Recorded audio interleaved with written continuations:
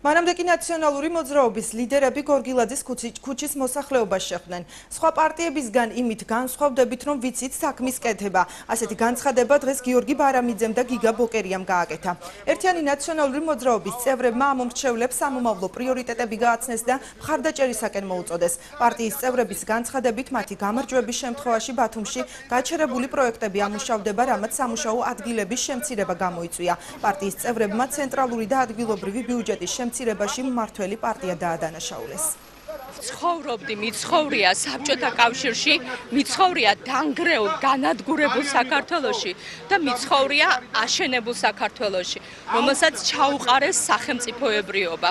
მე ვარ ამ სახელმწიფოებრიობის მომხრე, მე ვარ ევროინტეგრაციის მომხრე. გაქათქათებული, დასუფთავებული ბათუმი, რომელიც აგურ იწმინდებოდა, გზები იგებოდა, დღეს არის დანაგვიანებული, ამორტიზირებული. ჩვენმა მოქალაქეებმა დაინახა განსხვავება საქმის მკეთებელ ნაციონალურ მოძრაობასა და უნიათო და არაკომპეტენტურ დღევანდელ ხელისუფლებას შორის, რომელმაც წელიწად და 8 თვის განმავლობაში დაწყებულ საქმეზე აგური ვერ დაადო და ძალიან ბევრი პროექტი გააჩერა. ძალიან მნიშვნელოვანია, რომ არჩევნებზე ჩვენმა ახალმა მთავრობამ, რომელიც 4 წლით აირჩიეს, მიიღოს ძალიან ძლიერი სიგნალი ჩვენი ხალხისგან. მე არ მაქვს ილუზია, რომ ამ პოლიტიკურ გუნდს, ვის დღეს მთავრობაშია, ოცნებას ივანიშვილი, ღარიბაშვილის გუნდს შევცვლით. მაგრამ უნდა ვაიძულოთ, რომ ნაკლები ზიანი მოიტანოთ და უნდა ვაიძულოთ, რომ რაღაცა მაინც გააკეთოთ.